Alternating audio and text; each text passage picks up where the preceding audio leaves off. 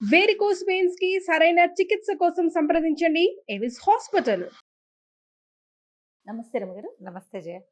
రమగారు, ఉదయం లేవగానే చేయాల్సిన పనులంటే ఏముంటాయండి? బోల్డు. చాలానా? ఇంట్లో పనులు కాకుండా అంటే ఆ రోజంతా సక్రమంగా జరగాలి, ఎటువంటి ఇబ్బందులు లేకుండా ఉండాలి అన్నప్పుడు మంచం మీద నుంచే మనం ఏదైనా దైవనామ స్మరణ గాని అలాంటివి ఏమన్నా ఉంటాయా? మామూలుగా పొద్దున్నే చెప్తారు జయ, అరిచేతుల్లో శ్రీరామ రాసుకోండి, అరిచేతులు చూసుకోండి, పొద్దున్నే అద్దాలు అవి చూడబోకండి, మన చేతులు చూసుకుని లేస్తే మంచిది అని మామూలుగా చెప్తారు. కరాగ్రే వసతే లక్ష్మి, కరమధ్యే సరస్వతి, కరమూలేతు గోవింద, ప్రభాతే కరదర్శనం అని. లేవగానే చేతులు చూసుకోవాలి. ఎలాగంటే మనం రాత్రంతా పడుకుంటాం, లేవగానే చేతులు ఇలా రబ్ చేసి ఒకసారి మొహం అద్దుకుని, అంటే మనమే వెచ్చ చేసుకోవటం, తర్వాత చేతులు చూసి లేస్తే మంచిది అని చెప్తారు. మరి ఎందుకు ఇది చెప్పబడింది అంటే, తొలి కాలం నుంచి ఇదే పద్ధతి. ప్రభాతే కరదర్శనం అనేది అందరూ చెప్పేదే. ఈ శ్రీరామ రాసుకోవటం, ఓంకారం చుట్టుకోవటం చేతులు, శ్రీరామ రాసుకొని కుడి చేత్తో ఎడం చేతిలో రాసుకోవటం, ఓ మాట చూసి దాని కళ్ళకు అద్దుకుని దిగే అలవాటు కొంతమందికి ఉంటుంది. ఓకే. నిద్ర లేవగానే భగవన్నామస్మరణ. భగవంతుడు ఇచ్చిన ఈ జీవితాన్ని, మన చేతులే కదా మన జీవితం, అవును అవును, దాన్ని ఒకసారి చూసుకుని మొదలు పెట్టుకోవటం. అయితే ఈ రోజంతా పాజిటివ్గా ఉండాలి, రోజంతా మనకి పనులు అవ్వాలి అంటే ఎలా అవుతాయి జయ?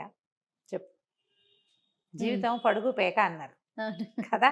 ఒక నిలువుదారం ఉంటే ఒక అడ్డదారం ఉంటుంది. ఖచ్చితంగా. ఒక వస్త్రం తయారవ్వాలంటే కొన్ని నిలువుదారాలు కొన్ని అడ్డదారాలు ఇట్లా కలయికే క్లాత్. మన జీవితంలో కూడా కొన్ని ప్లస్లు కొన్ని మైనస్లు కలవటమే మన జీవితం. ఒకరోజు లేటుగా లేస్తాం, ఓ రోజు బద్ధకంగా లేస్తాం, ఓ రోజు విసగడతో లేస్తాం, తెల్లవారే ఏదో పగిలిపోయిన సౌండ్తో మెలకు వస్తుంది. చేయాల్సిన పనుల లిస్ట్ ఉంటుంది, మనతో పాటు ఆ పనులలో పాలు పంచుకోవాలనే వాళ్ళు రాకపోవచ్చు, వాళ్ళకేం ప్రాబ్లమ్స్ వస్తాయో. ప్రతిరోజు ఒకేలా ఉంటే ఏం బాగుంటుంది? అవును, బోరుగా ఉంటుంది, మొనాటనస్గా ఉంటుంది. ప్లస్ మైనస్ ఉండవలసిందే. కాకపోతే ఇవి భయంకర మైనస్సులు కాకుండా ఏదో ఒక మాదిరి మైనస్ సాయంకాలం వేసరికి మళ్ళీ దాన్ని ఏదో సరి చేసుకుని, లేదా పాజిటివ్ మైండ్ సెట్ తోటైనా వెళ్ళాలి. ప్రార్థన చాలా ముఖ్యమైనది దానికి. ఎలాంటి ప్రార్థన? ఏ తరహాదైనా సరే, మన ఇష్టదైవం ఒక్కొక్క స్వరూపం ఒక్కొక్కళ్ళని ఆకర్షిస్తుంది. భగవంతుడిని ప్రార్థించుకోవటం. పొద్దున్న ఏదో మామూలుగా అందరూ బ్రష్ చేసుకుంటాం, కాఫీలో టీలో పాలు పదస్వం ఏవో తాగుతాం, తర్వాత పనులలోకి దిగుతాం. పిల్ల జల్లని చూడాలి, ఆడవాళ్ళు అయితే పిల్లల్ని చూడాలి, భర్తలను చూడాలి, పని మనిషి వస్తుంది, వాకిట్లో కూరలు వస్తాయి, లేదా మనం బాక్సులు పెట్టాలి, లంచ్ బాక్సులు పెట్టాలి, ఈ వ్యవహారం అంతా నడుస్తూ ఉంటుంది. ఇదంతా ఎలా ఉంటుందంటే ఒక డ్రామాలాగా వెళ్తుంది అంతే. కొత్త కొత్త పాత్రలు ప్రవేశిస్తుంటాయి. రెగ్యులర్గా వచ్చే పాత్రలు కొన్ని, కొత్త పాత్రలు ఎప్పుడైనా మధ్యలో వస్తూ ఉంటాయి. ఈ మొత్తం డ్రామాలో ఏంటంటే మనం ఒక పాజిటివ్ మైండ్ సెట్ తోటి కనుక వెళ్తే పనులు బాగా అవుతాయి. దీనికి మనం తొందరగా పొద్దున్నే స్నానం చేసేసామనుకో, ఏదో కృష్ణారామ అనుకోవచ్చు కదా. అవును, కొన్ని ప్రార్థనలకి స్నానం అవసరం లేదని భావిస్తారు, వాళ్ళ ఇష్టం. కానీ హిందూస్కి భగవత్ ప్రార్థన అంటే స్నానం ముఖ్యం. అవును, స్నానం చేయకుండా అసలు మనం పూజ గదిలోకి కూడా వెళ్ళాం. సరే, పొద్దున్నే స్నానం చేస్తే ఓ దీపారాధన చేసుకుని, ఒక అగరవత్తి వెలిగించుకుని, ఒక అలవాటు లేదు, దీపారాధన లేవు, అగరవత్తులు లేవు, ఏదో కృష్ణారామ కనితే గోవింద మత్సూదన అనుకుంటాం.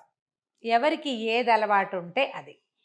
ప్రధానంగా రాముడిని తలుచుకోండి, రోజంతా బాగుంటుంది, పాజిటివ్ ఎనర్జీ ఉంటుంది అంటారు. రాముడే కాదు, కృష్ణుడిని తలుచుకునే వాళ్ళు ఉంటారు. భగవద్గీతలో ఒక శ్లోకం తీసుకోవచ్చు. నరసింహస్వామిని తలుచుకునే వాళ్ళు ఉంటారు, లక్ష్మీదేవిని తలుచుకునే వాళ్ళు, పార్వతీదేవిని, లలితాదేవిని, శివానందలహరి, సౌందర్యలహరి, లలితా సహస్రనామ, విష్ణు సహస్రనామ, రామాయణం, భగవద్గీత, భాగవతమో ఏదో ఒకటి తీసుకోవచ్చు కదా. మీ మనసు ఎక్కడ సొలేషన్ పొందుతోందో, మీరు ఏ స్వరూపాన్ని తలుచుకుంటే మీకు ఒక పాజిటివ్ ఎనర్జీ నిండిపోయినట్లు అనిపిస్తుందో, ఏ శ్లోకం చదివితే, ఏ పద్యం పాడుకుంటే, ఏ పాట పాడుకుంటే మీకు మనసమాధానంగా ఉంటుందో అదొక్కటి సెలెక్ట్ చేసుకోండి. ఇవన్నీ చదువుకునే వాళ్ళు, రోజంతా పూజా విధానంలో ఉండేవాళ్ళు, పొద్దున గంటన్నర పూజ చేసుకునే వాళ్ళు, సాంఘంగా నిత్యగౌరీ పూజా విధానం చేసుకునే వాళ్ళు ఉంటారు. వాళ్ళు అవన్నీ చేసుకునే వాళ్ళు చేసుకుంటారు. చేసుకోలేని వాళ్ళు ఏదైనా ఒక్క శ్లోకం తీసుకోండి. ఈ శ్లోకాలకి పెద్దది తీసుకున్నాం అనుకోండి, చదవలేకపోతారు. చిన్న శ్లోకం తీసుకోండి, నెంబర్ ఆఫ్ టైమ్స్ చదవండి. ప్రఖ్యాతమైన శ్లోకాలు తీసుకుంటే తప్పులు పడకుండా ఉంటాయి. అంటే ఇప్పుడు మీరు అవన్నీ చేసేవాళ్ళు సరే మీరు ఇలా చెప్తున్నారు కదా, కొంతమంది నెగిటివ్ గా రెస్పాండ్ అవుతున్నారు రమ్మగారు అని నేనే చెప్పండి. అంటాను. చేయగలిగితే గంటల తరబడి పూజ చేసుకుంటాం, లేకపోయినా ఏదో ఒక శ్లోకం తీసుకుని చేసుకోవచ్చు. ఇక్కడ ఒక చిన్న విషయం ఉంది రమ్మగారు. ఆ. మీ మాటలు కానీ మీరు చెప్పే విధానం ఎలా ఉంటుందంటే ఈ జనరేషన్కి తగినట్టుగా ప్రస్తుతం ఉన్న కాలానికి అనుగుణంగా మీరు చెప్తారు.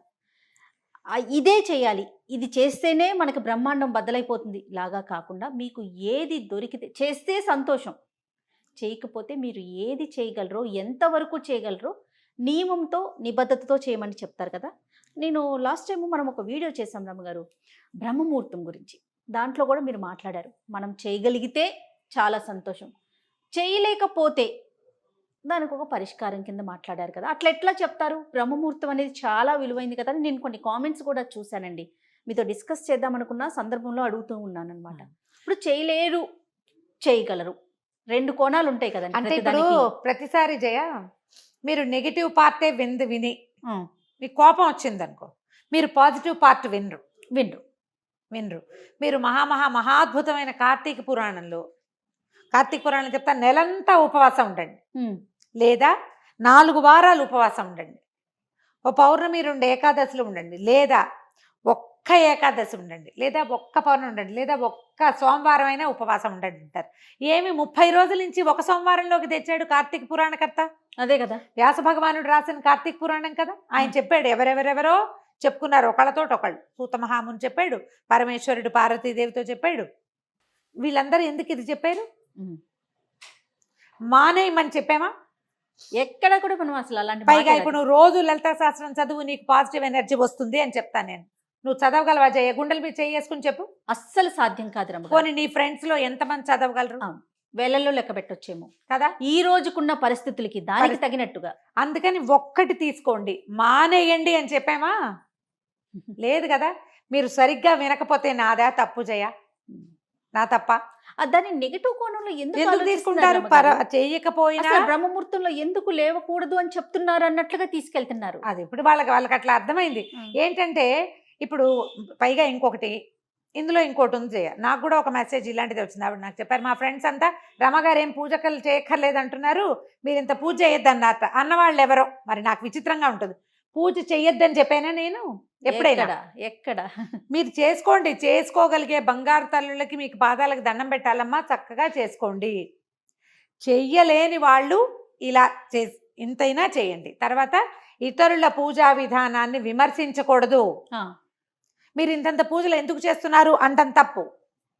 నువ్వు పూజ ఎందుకు చేయటం లేదు అని చెప్పచ్చు. పూజ చేయలేకపోతే ఇంతైనా చెయ్యని చెప్పాలి. కనీసం పూజ చేయకపోతే నీకు రౌరవాద నరకాలు వస్తాయి, నువ్వు అందుకే బాగుపట్టలేదు, అది కూడా తప్పే. ఇవన్నీ నా సొంత మాటలు ఖచ్చితంగా కావు జయ, ఇవన్నీ పురాణాల్లో చెప్పబడ్డవే. పూజ చెయ్యని వాడిని మనం విమర్శించకూడదు, చేసే వాళ్ళని విమర్శించకూడదు. పూజ చేయని వాళ్ళ దగ్గర కూడా వాళ్ళకు ఒక పాజిటివ్ థింగ్ ఉంటుంది, ఏదో వాళ్ళకు ఒక నమ్మిక ఉంటుంది.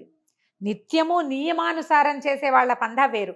కనీసం స్నానమైనా నియమంగా చేయండి అని చెప్తాను. కానీ కాదు రమ్మగారు, ఎంతమంది భక్తుల కథలు చెప్పుకున్నాం, అసలు పూజే చేయకుండా ఆ ఒక్క రోజు ఉండటం వల్ల కూడా మోక్షం లభించిన వాళ్ళ స్టోరీ, ఆ కథలు కూడా ఉన్నాయి, ఎన్నో చెప్పుకున్నాం. ఆ కథలు కూడా ఉన్నాయి. నెగిటివ్ థింగ్స్ వైపుకి వెళ్ళొద్దమ్మా. మీరు ఒక పాయింట్ విని దాని మీద జడ్జిమెంట్ చేసుకోకూడదు, దాన్ని స్ప్రెడ్ చేయకండి. ఒకటి తెలిసిన తర్వాత మీకు ఒకటి తెలిస్తే, మీరు ఒక్కటి వింటే అదే వీళ్ళు అని అనుకోకూడదు. ఒక్క దాంతో ఏ జడ్జిమెంటు కుదరదు. మనం చదువుకునేది ఏదైనా ఒకటి నియమం ప్రకారం చేస్తే, పెద్ద లలితా సహస్రనామం చదివితే ఎలాంటి అత్యద్భుతమైన ఫలితాలు లభిస్తాయని పెద్దలు, మహర్షులు, ఋషులు చెప్పారో మనకి ఒక్క శ్లోకంతో కూడా లభిస్తుంది. ఎందుకు రమ్మగారు, మనం విష్ణు సహస్రనామాలు మొత్తం చదివితే చాలా సంతోషం.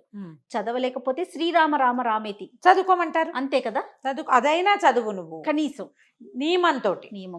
ఈ ఉదయకాలం చేసుకునే వాటికి కూడా నియమం ముఖ్యం. స్నానం చేసి ఒక అగరవత్తి వెలిగించి ఆపదామ భర్తారం చదువుకోండి కనీసం. మీరు రామరక్ష స్తోత్రం మొత్తం చదువుతాము, రామాయణం చదువుతామంటే మీ ఇష్టం, మీ ఓపిక. మీకు సమయం అనుకూలిస్తే మీకు సమయం లేకపోతే, మీకు అవకాశం లేకపోతే మీరు చేసుకోండి. కానీ ఎవరైనా ఇదంతా చదువుకునే వాళ్ళని మాత్రం విమర్శ పనికిరాదు. పూజలు చేయొద్దని మాత్రం నేను చెప్పలేదు. మీరు ఆ పొరపాటు రాంగ్ కన్సెప్షన్స్లో ఉండకండి. ఎస్. నేను చెయ్యొద్దని ఒక్కసారి కూడా చెప్పాల. అంత చేయకండి కాదు, చెయ్యలేదని బాధపడకండి. ఏదో కొంచెమైనా చేయండి, ఏదో ఒకటైనా చేసుకోండి. చిన్న శ్లోకం తీసుకున్నా, శ్రీ లలితా సహస్రనామాల నుంచి ఒక శ్లోకం తీసుకోండి. శ్రీమాతా శ్రీ మహారాజ్ని శ్రీమత్ సింహాసనేశ్వరి చిదగ్నికుండ సంభూత దేవకార్య సముద్యత, ఒక్క శ్లోకం అంతే. అబ్బో నా వల్ల కాదండి. అరుణాం కరుణాతరంగితాక్షీం ధృతపాశాంకుశ పుష్పబాణ చాపాం అణిమాదిభిరావృతాం మయూఖై అహమిత్యేవ విభావయేద్ భవానీం. అమ్మవారిని ఇలా భావిస్తాను. అరుణాం కరుణాతరంగితాక్షం అంటే ఎర్రటిది ఆవిడ, కళ్ళ నుంచి కరుణ పొంగుతూ ఉంటుంది. ఆమెను తలుచుకుంటా. ప్రార్థనా శ్లోకమైనా తీసుకోండి, కానీ నియమం తప్పకుండా మీరు ఒక్క శ్లోకాన్ని చేసినా కూడా మీకు అత్యద్భుతమైన పాజిటివ్ ఎనర్జీ వస్తుంది. శ్లోకాలు చదువుకోండి, డజన్ల కొద్ది వీడియోలు చేసాం. అవును. ఒక్క శ్లోకం, సంస్కృత శ్లోకం ఏంటంటే వాటిలో ఆ శబ్దాల్లో ఉన్న పాజిటివ్ ఎనర్జీ అది మీతో పాటు ఉంటుంది. అక్షర దోషం మాత్రం ఉండకూడదు కదా ఉండద్దు. రమ్మగారు? తప్పులు లేకుండా చేసుకుంటే ఏంటంటే ఎనర్జీ ఫుల్ఫిల్డ్గా దొరుకుతుంది మనకి. మీ భావం కరెక్టే, అమ్మవారిని పూజించాలన్న భావం వరకు ఓకే. వాచాదోషం కూడా లేకపోతే ఆ వైబ్రేషన్స్ వల్ల వచ్చే పాజిటివ్ ఎనర్జీ మనతో పూర్తిగా పాటు మనకు ఉంటుంది. వస్తుంది. నేర్చుకోండి, మనకు అవకాశం ఉంది. ఇంటర్నెట్ నిండా ఉన్నాయి చక్కగా. పెద్ద పెద్దవి తీయద్దు, చిన్నవైనా తీసుకోండి. 5 శ్లోకాలు తీసుకోండి, అది మాత్రమైనా చదువుకోవచ్చు కదా. ఆపదామపహర్తారం ద బెస్ట్ జయ, చిన్న శ్లోకం. మీరేం చేస్తారు రమ్మగారు రోజు? రోజువారీ నాకు చాలా ఉన్నాయి కదా జయ, ఏవో రకరకాలు ఉన్నాయి. వాటిలో అవి చదువుకుంటాను. నాకు కనీసం ఒక 25-28 మినిట్స్ నేను చదువుకునేవే సరిపోతాయి. 30 నిమిషాలు కావాలి నాకు ఖచ్చితంగా. తర్వాత ఇప్పుడు సుందరకాండ పారాయణ ఒకటి పెట్టుకుని రోజు ఒక ఇది అధ్యాయం ఏదో ఒకటి అని పెట్టుకున్నాను అనమాట. సుందరకాండ చదువుతున్నాను ఇప్పుడు. అది అవ్వాలిగా, ఒక్కొక్కటి అవ్వాలి, ఏదో ఒకటి ఎలా కుదిరితే అట్లా. ఒకరోజు సమయం చాలదనుకో, అందులో 60 శ్లోకాలు నేను 30 చదువుకుని అక్కడ కాగితం అడ్డం పెట్టుకుంటా, రేపు చదువుతాను. సుందరకాండ పూర్తి చేసుకోవాలి అని కొంచెం అర్థం నాకు తెలుస్తుంది కాబట్టి నేను చదువుకోగలను. గ్రూప్ లో చేస్తున్నారండి? లేదు, నేను సొంతంగా చేసుకుంటాను. మామూలుగా నాకు కాస్త రామాయణం చదివే అలవాటు ఎప్పుడు ఉంది, కొద్దిగా చదువుకుంటాను. ఇది ఇప్పుడు సమయాభావం, నేను ఇక్కడ పరిగెత్తుకు రావాలి కదా, అప్పుడు కొంచెం తక్కువ. ఓకే. ఓ 10 శ్లోకాలైన పుస్తకం తీసి చదవకుండా మాత్రం ఉండను. ఓకే, అలా పెట్టుకుంటా. నాకు మామూలు రోజువారీ శ్లోకాలు ఉన్నాయి. మా వెంకటేశ్వర ప్రపత్తి, కరావలంబము అవన్నీ అలవాటు, వాటి దారిన వెళ్ళిపోతాయి. నేను చెప్తాను, నేను పదే పదే ఇదే మాట. స్నానం చేసి బొట్టు పెట్టుకుంటాను, కుంకుమ పెట్టుకున్నాక నేను దీపం పెట్టే లోపలే నా సగానికి పైగా స్తోత్రాలు అయిపోతాయి. చదివేసుకుంటారు. నేను అవి ఇవి సవరించుకుని, దీపానికి దివ్యలు తీసి చూసుకుని, పువ్వులు సరిచేసి సవరించుకుని, పళ్ళు ఏమైనా కడిగి పెట్టుకుని దేవుడి దగ్గర కూర్చునే లోపల, లేదా ఆయన అక్కడ ఉండి నేను యువతలు పని చేసుకుంటుంటే స్తోత్రాలన్నీ అయిపోతాయి. ఇక్కడే చదువుకుంటూ పనిచేస్తా. ఇక ఈ మధ్యలో వ్యవహారాలు, ఫోన్ కాల్స్ అవి వస్తాయి, ఏదైనా అత్యవసరమైనవి, అవేదో చూస్తా. కానీ వెళ్ళి అక్కడ కూర్చున్నాక రామాయణం చదువుకుంటాను. తొందరగా వెళ్ళాలంటే ఈ మార్గం అవలంబిస్తా. దీంట్లో నా నియమం ఏంటంటే స్నానం చేసిన తర్వాత కుంకుమ బొట్టు పెట్టుకోవడం. బొట్టు పెట్టుకున్నారా స్తోత్రం ఆటోమేటిక్గా అసంకల్పిత ప్రతీకార చర్యలాగా వెళ్ళిపోతూ ఉంటుంది. అలా అలవాటు అయిపోయింది. ఇలా చేసుకోవచ్చు. మీరు దేవుడి దగ్గర కూర్చునే ఇంతసేపు దేవుడి ముందే కూర్చోవాలా అన్నదేం పెట్టుకోబోకండి. కుదిరిందా కూర్చోండి, కుదరకపోయినా ఇతర పనులు చేసుకుంటూ, ఇంకా స్నానం చేశాక నేను చీపుళ్ళు ముట్టుకోను, వాకిల్లో డస్ట్బిన్లు ముట్టుకోను, తర్వాత ఏమో ఏమంటారు విప్పేసిన బట్టలు ముట్టుకొని వాషింగ్ మెషిన్లో వేయడాలు అవి చెయ్యను. నా నియమం అది. కొన్ని నియమాలు పెట్టుకున్నారు, ఇవన్నీ ముందే చేసేస్తా. ఆ పనులన్నీ ముందే అయిపోతాయి. ఆ తర్వాత ఇంకా శుభ్రాలు అవి పెట్టను. ఆ శుభ్రాలు గిభ్రాలు మొత్తం అయిపోవాల్సింది. దీపం పెట్టుకున్నాక అవసరమైతే ఏదైనా పని కావాలంటే చేసుకుంటా. ఆ టైంలో ఈ పూజ చేసుకునే లోపల, దీపం పెట్టుకునే లోపల నేను చీపురు కానీ, విప్పిన బట్టలు కానీ, కాళ్ళు దుడుచుకునే పట్టాలు కానీ, వాటి మీద కాలు కూడా పడదు, ఏం ముట్టుకోకుండా చేస్తాను. నేను పెట్టుకోగలిగిన నియమం అది. నియమం ఏర్పరచుకోండి. ఎప్పుడు కూడా పాజిటివ్ ఎనర్జీకి కావాల్సింది నియమం. అది శారీరకమైన ఫిజికల్ థింగ్స్ కావచ్చు, మనసుకైనా కావచ్చు. నియమం పెట్టుకోండి. ప్రధానమైందమ్మా పూజలు చేసే వాళ్ళని, పూజ చేసుకునే వాళ్ళని, ఇంత పూజ ఎందుకు చేస్తున్నావు అని ప్రశ్న వేస్తే 1,00,000 ప్రశ్నలు వేసిన పాపం వస్తుంది. 1,00,000 ఒక్కళ్ళని అడిగితే 1,00,000 మందిని అడిగిన పాపం వస్తుంది. పూజ ఎందుకు అని ప్రశ్నించద్దు, తప్పు. పూజ చేసుకోండి. ఇంకొకళ్ళని నన్ను కోట్ చేసి ఆవిడ వద్దన్నారని నేను వద్దని చెప్పలేదమ్మా, నేను వద్దని చెప్పను. నాకే అరగంట పడుతుందని నేను చెప్తున్నాను. అవును అవును నాకు అరగంట పట్టేటప్పుడు నేను ఒకళ్ళకి వద్దని ఎందుకు చెప్తాను? నేను అరగంట కూర్చుంటే ఆయన గంట కూర్చుంటారు. అదే కదా. ఆయనది గంట ఉంటుంది. మరి నేను ఎందుకంటాను అట్లా? అదే ఒక పాయింట్ దగ్గర ఆగిపోకుండా కొంచెం ఆగిపోకుండా. మొత్తం వినగలిగితే బాగుంటుంది. మొత్తం విని మీరు ఒక కన్క్లూషన్కి వచ్చేయకండి. అసలు నేనేం చెప్పానో వినండి మొదట. Yes. విషయం ఏంటి, దేని గురించి చర్చించుకున్నామో తెలిస్తే అది బాగుంటుంది. ఆపదామపహర్తారం తీసుకోండి. పెద్ద మంత్రాలు శ్లోకాలు రాని వాళ్ళు స్నానం చేసి దేవతార్చన ఒక చదువుకో. దీపారాధన పెట్టుకునో లేదా ఒక అగరబత్తి వెలిగించుకుని 2 పువ్వులు దేవుడి దగ్గర పెట్టి ఆపదామపహర్తారం శ్లోకాన్ని మీరు 11 సార్లు కూడా చదువుకోవచ్చు. ఓకే. మీకు ఇంకా ఏదైనా కుదిరితే అది. మనకేంటంటే సాధారణంగా చెప్తారు జయ, కాస్త డబ్బులు ఇబ్బందులు ఉన్నాయి, ఉద్యోగంలో సెటిల్ అవ్వలేదు, అలాంటప్పుడు కనకధారాస్తవం చదువుకోమంటారు పెద్దవాళ్ళు. కనకధారాస్తవం చదువుకోవచ్చు. మీకు అన్నిటికీ భయంగా ఉంది, టెన్షన్ ఫీల్ అవుతున్నారు, అప్పుడు దుర్గా సప్తశ్లోకి చదువుకోమంటారు. పిల్లలకి తరచుగా కళ్ళు వస్తాయి, బెదురుతారు, స్కూళ్ళలో భయపడుతూ ఉంటారు, ఎగ్జామినేషన్స్ అంటే భయం, ఆంజనేయ స్వామికి సంబంధించిన శ్లోకాలు, హనుమాన్ చాలీసా లాంటివి నేర్చుకోవచ్చు, చెప్పచ్చు. ఇలా పెట్టుకోండి ఏదో ఒక నియమం. లేదా శుక్రవారం లక్ష్మీదేవికి, మంగళవారం దుర్గాదేవికి, ఇలా లెక్కలు. ఇలా సోమవారం శివుడు, మంగళవారం దుర్గాదేవి, బుధవారం వినాయకుడు, ఓకే, గురువారం దత్తాత్రేయ స్వామికి సంబంధించినవి ఏదైనా, శుక్రవారం లక్ష్మీదేవికి సంబంధించింది, శనివారం వెంకటేశ్వర స్వామి, ఆదివారం సూర్యుడు. ఇలా పెట్టుకునైనా చదువుకోవచ్చు. వీటన్నిటికీ మళ్ళీ పెద్ద పెద్ద స్తోత్రాలే అక్కర్లేదు. శ్లోకాలు ఒక్క శ్లోకం తీసుకున్నా ఆ రోజంతా అది మనన చేసుకోండి. ఖాళీగా ఉన్నప్పుడు మీకు పాజిటివ్ ఎనర్జీ మీతో పాటే ఉంటుంది. తప్పకుండా అండి. నమస్తే. నమస్తే.